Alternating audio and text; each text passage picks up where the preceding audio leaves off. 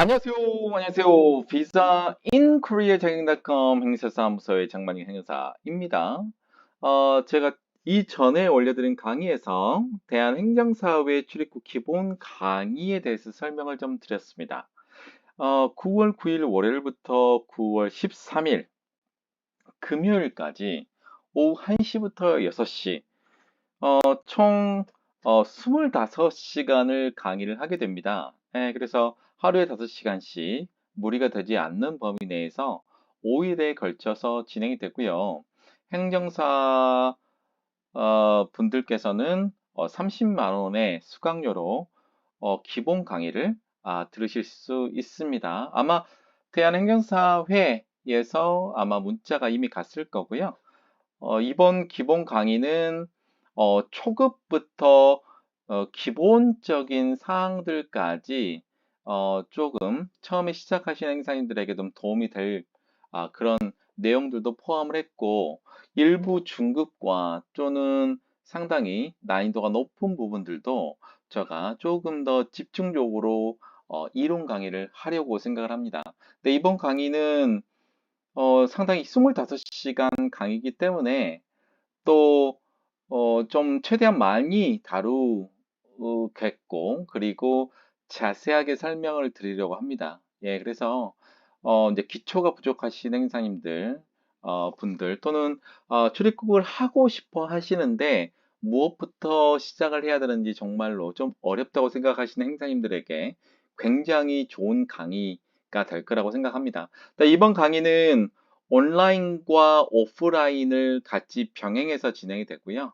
만약에 이제 시간이 부족하신 행사님들은 온라인 강의로 신청을 하셔서 실시간 동영상 강의로 신청을 하셔야 강의를 들을 수 있다는 점 확인을 꼭 하시고, 실시간으로 듣기가 좀 힘드시면 추후에라도 계속 반복적으로 확인을 할 수 있는 부분으로 제가 알고 있거든요. 그래서 자세한 상황은 대한행정사회 교육부 쪽으로 문의를 좀 주시면 아마 도움이 되지 않을까라는 생각이 듭니다. 자, 오늘 강의는 최근에 요즘 저에게 좀 연락이 많이 오는 그런 케이스입니다. 그래서 최근에 어, 뭐 여러 가지 연락들은 많이 오는데 제가 하나씩 하나씩 이제 선택해서 좀 말씀을 좀 해드리긴 하겠는데, 어, 이번에 E7S2를 제가 작년에 엄청나게 강의를 좀 했습니다. E7S2는 첨단 기술 분야에 근무하려고 하는 사람에게 굉장히 E7S2라는 비자를 주고, 1년 있으면 그 다음에 F2 7S라는 비자를 주고, 그리고 3년이 지나면 F5 16S로 영주권을 굉장히 빨리 취득할 수 있는 이런 시스템으로 되어 있는 건데, 좀 문제점이 많다고 제가 말씀을 드렸고, 그게 현실로 드러났습니다. 현실로 드러났고, 그래서 E7S2 첨단 기술 분야의 종사자가 받는 특정 활동 비자가 이제 연장이 안 되고 그분들이 이제 E7 3 중에 항공기 부품이라든가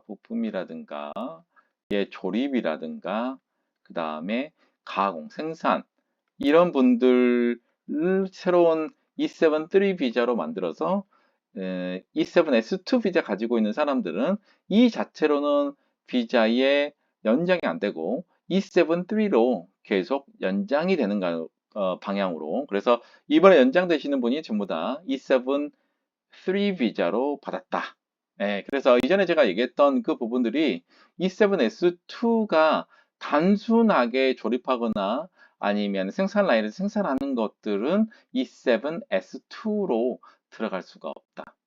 이번에 대한행정사업의 강의에서도 E7S2에 대한 부분들을 제가 설명을 해 드릴 거고요. 도움이 되실 건데, 이번에 메인 포커스가 좀 많이 잡혀져 있는 게가 E7-1 비자에 굉장히 제가 설명을 좀 드릴 거고, E7-4, 그 다음에 E7S2 이렇게 보시면 될 것 같고, 또 기본적인 강의와 더불어서 투자 비자 D8, D7과 D8 비자 설명을 해드리겠고, 또 이제 F2 계열, 그다음에 영주권. 근데 크게 보면 이런 식입니다. 그래서 이 계통 중에서는 교수, 그다음에 원어민, 또 리서처 같은 경우는 제가 좀 단편식으로 좀 설명을 해드리고 중요하게 큰 틀을 잡을 수 있게끔 제가 강의를 할 예정입니다. 자, E7S2와 E7-3에 관련된 그 강의를 제가 좀 해드리겠습니다. 출입국 이민 정책을 가장 알기 쉽고 자세하게 설명하고 있는 비자 인크리 장인닷컴 행사 사무소의 장막 행사인데요. 자, 이게 원칙적으로 이제 E7S2는 전문 직종 중에서 어, 가장 좀 하이테크라고 말씀드릴 수가 있잖아요. 첨단 기술 쪽이에요. 근데 이제 첨단 기술을 어떻게 증명하느냐? 이 첨단 기술은 제품하고의 연관성을 검토를 하는데 이게 상당히 어렵습니다. 그래서 작년에 정말로 많은 사람들이 E7S2로 비자를 변경한 사람이 있었대요. 그러니까 예를 들자면 뭐 음, 국내 대학 졸업생 중에 학사인데 이공계도 아니고 뭐, 뭐 사회과학 대학 정도 이공계는 아니고 예 이런 데서 이제 졸업하신 분들이 하여튼 E7S2로 엄청나게 많은 사람들이 신청한 걸로 알고 있는데 이게 좀 문제가 됐다고 제가 여러 번에 걸쳐서 설명을 했어요. 실제적으로 여기서는 말하는 첨단 기술 분야의 전문 직종은 제품 연관성이 있는 전문가여야 된다. 근데 전혀 상관이 없는 학과하고도 전혀 상관이 없고 그냥 어떻게 판단을 했느냐? 그냥 점수로만 판단했어요. 점수로만. 근데 점수로 판단한 게 아니고 기본 요건 자체가 연관성이 있어야 되는 부분들이 있고 이게 쉽지가 않은 거예요. 그래서 제가 관련돼서 설명해 드린 게 영주 자격증의 F5-9 또 F5-10 중에서 이제 국내 학사라든가 이공계 학사라든가 해외 첨단 기술 분야의 학사 인분 그리고 F5-9 해외 첨단 기술 분야의 박사인 경우에는 연관성 증명이 엄청나게 어렵고 그다음에 이게 첨단 기술 분야 쪽에 얼마만큼 연관성이 본인의 기술력을 가지고 있어야 돼요. 본인의 기술력이 있어야 된다. 있어야 되는데 단순하게 부품을 뭐 제조하거나 밀링 연상을 하거나 뭐 그런 거 하거나 아니면 조립으로는 이 빗자루 갈 수 없다라고 누차례 말씀을 좀 들었었는데 실제로 이 부분이 문제가 생겨서 실제로 실사를 가봤다고 하더라고요. 출입국에서. 그랬더니 실제로 단순 노무 직종 또는 그냥 기계의 뭐 가공 이런 쪽을 담당해서 이 제도의 취지하고 부합하지 않았다. 예, 그렇게 해서 정책본부에서 E7S2는 정말 전문가에게 줘야 되는 비자다. 이렇게 확인이 됐고, 그래서 E7S2 가지고 있는 사람들이 뭐 이제 연장이 안 되거든요. 연장이 안 된 상태이기 때문에 그러면 나갈 수가 없잖아요. 그래서 아마 작년 말 정도쯤에 E7-3로 해서 이제 항공기에 조립을 하거나 또는 부품을 생산을 할 수 있게끔 이런 E7-3 코드가 생겼어요. 그래서 이 사람들이 어, 이제 E7S2에서 E7-3로 이렇게 연장 연장된다. 앞에 비자 코드가 동일하게 되면 뒤에 게 다르더라도 이거는 연장에 준해서 한다. 연장이라고 보시면 될 것 같아요. 연장으로 보시면 될 것 같다.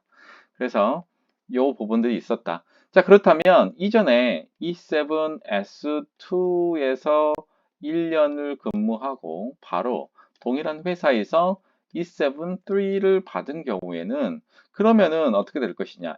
F27이라는 거주 자격하고 자, F299이라는 거주 자격을 나중에 신청을 할 수가 있습니다. 물론 E7-3에서 F5-10으로도 우선은 가능할 수도 있고요. 그 다음에 F5 석사나 또 박사면 이렇게 할 수도 있는데 E7-3에서 F510 비자로 가기는 상당히 어려워요. 국내 이공계 학사라고 하더라도 실제로는 E7-3는 좀 어렵다. E7-1 영역이 메인이다. 이렇게 보시면 될 것 같고, 다만 이제 석사 학위자인 경우에도 F510으로 할 수 있는데 실제로 그 범위가 E7-1으로 포커싱이 되어 있다. 나와 있지는 않지만 그렇게 이해를 하셔야 돼요. 그래서 F510이나 F515 또는 F5-1으로 진행을 할 때는 자, F2 비자를 건너서 이거를 취득하고 나서 여기에 있는 비자로 변경을 하는 게 어떻게 보면은 왜 이렇게 돌아서 가느냐 하는데 하나의 공식처럼 작용을 하고 있고 일부 출입국에서도 그런 부분들이 지금 확인이 되고 있다. 그래서 E7S2로 가지고 있다가 E7-3로 가서 근데 지금 이제 근무를 하고 2년 차 때 1년 좀 넘어서 근무를 하고 있는 상황이면 어떤 거를 신청할 수 있을까? 자, F27은 안 된다. 왜 안 되냐? 이게 제가 알기로는 2021년 12월경에 그 E7-2하고 E7-3는 E7 F27으로 안 된다라고 제가 알고 있고, 그다음에 E7 4 비자는 20년 12월 1일부터 안 돼요. 네, 그렇기 때문에 지금 현재 상태에서는 F27은 안 된다. 그러면은 F299밖에 안 되는 상황이 되는 거잖아요. 그래서 F299인 지금 현재 상황에서 어떻게 이분들이 준비를 해야 되느냐. 뭐 영주권은 당연히 준비를 해야 되는 상황이 있잖아요. 그래서 이분들이 준비를 해야 되는 상황은 F299으로밖에 준비를 할 수 없다. 특히 거주 비자인 경우에는 F27은 원천적으로 변경을 할 수 있는 부분이 아니기 때문에 자, 반드시 F299 비자로 변경을 해야 된다. 자, F299 비자로 변경할 때 에피카프로 제가 일반적으로 설명을 했죠. 자, 그래서 신청이 가능한 대상은 자, E1부터 E7, 1, 2, 3, 4가 다 가능하기 때문에 다 가능하다. 왜? 현재 E7S2는 원래로 갈 때는 F27S로 가야 되는데 그게 아니고 인 경우에는 E7, 3, E7이니까요. 예. 그래서 여기는 E7으로 나와 있지 E7, 1, 2 이렇게 나와 있는 게 아니기 때문에 예, 기간이 계산 가능한다. 그래서 5년이기 때문에 자, E7S2의 1년이면 자, E7-3로 4년을 있어야 된다. 자, 소득은 조금 전에 설명하고 한국어는 사회통합 프로그램 자, 4단계를 이수를 해야 되고 학위는 필요 없고 풀타임을 하고 있어야 된다. 풀타임을 하고 있어야 되는데 자, 소득은 지금이 E7-3이기 때문에 제가 볼 때는 전년도 임금의 월 최저임금의 18배 생각하시면 되는데 어, 지금이 작년이잖아요. 근데 지금 앞으로 4년은 더 있어야 되기 때문에 지금 작년도 월 최저임금의 18배 해도 큰 의미가 없어요. 왜? 이분들이 신청하려면 올해가 내년에 2년이 되면 5년, 2025년 2년이 되고 26년, 27년, 28년, 29년 이렇게 되잖아요. 3년, 4년, 5년. 2028년도 신청을 해야 되기 때문에 그거는 이제 2027년도 소득 시간 최저 시급이 정해야 돼야 되는데 지금이 2025년도는 나와 있지만 만 30원으로 지금 2027년까지는 저희가 예측을 할 수가 없어요. 그래서 이렇게만 알고 있으면 될 것 같고 그 다음에 자산은 지금 1,500만 원, 1,500만 원이 곱하기 6개월 이렇게 하면 된다. 그래서 요거 좀 중요한 상황이다. 라고 생각하시면 돼요. 그래서 이전에 E7S2 가지고 있는 사람이 정말 연장이 안 돼서 출입국에서 문제가 생겼었는데 이제 요즘 최근에 다 E7-3로 연장이 되고 있는 상황입니다. E7S2 특히 항공 조립 작년에 정말로 저한테 민원도 신청을 많이 들어왔던 친구들도 있었고 또 이게 해외에 이렇게 브로커를 통해 가지고 가면은 무조건 E7S2고 1년 있으면 F27S고 이렇게 얘기를 했었거든요. 근데 그게 다 거짓말이었고 실제로 지금 E7S2 가지고 있는 사람이 E73로 다 변경이 연장이 되는 상황이고 이분들이 앞으로 한국에서 이 영주 자격까지 취득하려면 기본적으로 F299을 좀 해야 된다. 자, F299의 장점이 무엇일까요? 제가 설명을 좀 해드리자면 자, 제가 1번, 2번으로만 설명을 할게요. 워낙에 제가 강의를 좀 많이 해드려서 뭐 더 강의해드리기는 좀 그렇다라는 생각이 좀 들어서 설명을 드리자면 자, 첫 번째로 장점이 무엇일까? 장점을 알아야 되잖아요. 장점이 있어 알아야 좀 본인이 미래에 대해서 계획을 세울 수 있잖아요. 첫 번째로는 취업에 대한 부분 설명해 드리자면 자, F299의 E73 같은 경우는 E73 영역이어야 돼요. E74가 아니에요. 자, E74는 그냥 제조면 모든 제조가 가능하지만 E73는 특화가 된 거예요. 코드가 별도로 정해져 있기 때문에 항공기 조립 부품이면 항공기 조립 부품에만 일을 해야 돼요. 그래서 F299로 변경을 하더라도 항공기 조립 부품 그 비자 코드가 있잖아요. E7 코드. 예, 이 코드 내에서만 일하고 다른 제조하는 업체에 가면 안 됩니다. 그래서 E73는 E73 직종을 계속 ing 하는 상황에서 다른 취업도 가능하다.